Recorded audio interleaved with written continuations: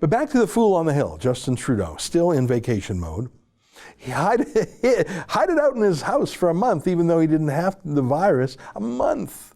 And our submissive media simply didn't call him out for it. In fact, there was a moment a week or two ago when a reporter actually asked Justin Trudeau how he was coping, how he was holding up, how he could maintain such a pace. I kid you not. Yeah, secondly, you're speaking to us every day. The Deputy Prime Minister is either having meetings or speaking to us. Dr. Tam is speaking to us virtually every day. What are you guys doing to prevent burnout? I mean, there's no way you can continue at this pace. Are you drawing up some sort of rota?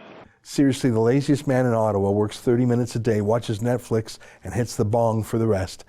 And the media are asking him if he's doing all right. Can they bring him anything? Anyways, last week he gave a lecture to Canadians who were basically under house arrest. You go to a walk for your dog, get a ticket.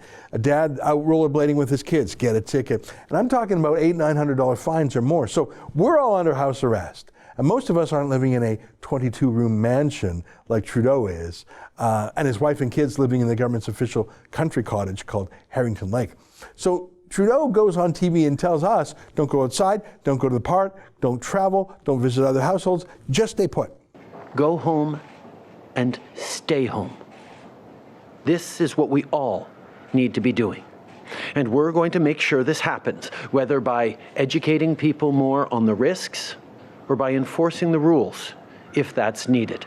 So he told us that, and then he immediately, I mean literally minutes later, broke all those rules himself. He just did. He left his property in Ottawa, he crossed into Quebec, and went into Gatineau Park, where that Harrington Lake country home is, which is a violation of a Quebec provincial order against going there, because it's in a park. He mixed his household with his wife's household, and just to make sure you saw, Sophie Trudeau posted 4 pictures of it to Instagram, just making sure you could see her and her glamorous lifestyle.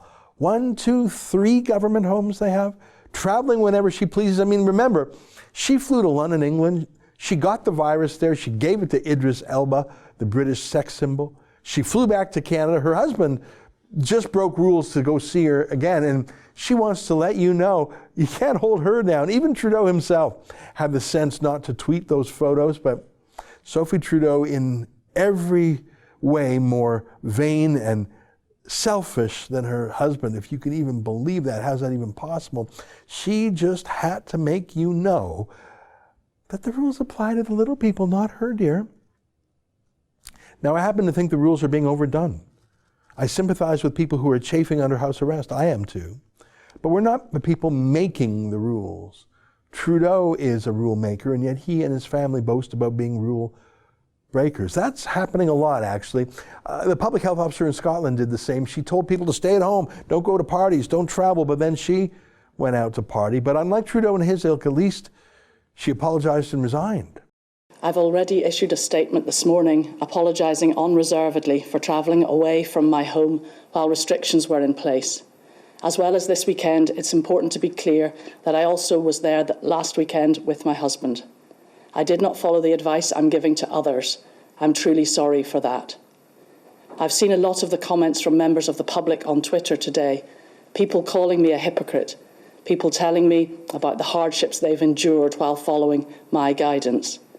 My office has also received emails from members of the public who are making clear to me their disappointment and unhappiness at what I've done. People have told me that I'm irresponsible, that I've behaved as if my advice does not apply to me. I want people to know that I have seen all of that, and I've heard the comments. What I did was wrong. I'm very sorry.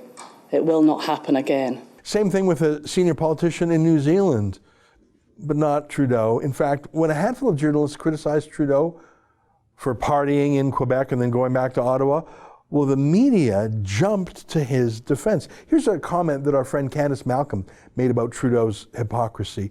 And oh my God, would you look at this, government journalist after government journalist, and by that I mean those taking Trudeau's bailout money, jumping to Trudeau's defense like white knights aiding a damsel in distress. They love being Trudeau's errand boy. They know the rules don't apply to Trudeau. They never do.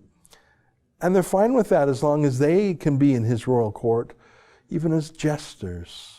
Yeah, no, not Candice Malcolm and not us, and not a handful of independent journalists who were left, but there really is only a handful of us left, isn't there? That's an excerpt from my daily show, the Ezra Levant Show. Every day I do a monologue on the news of the day, then I interview an interesting guest, and then I read my hate mail. You gotta subscribe. Go to rebelnews.com.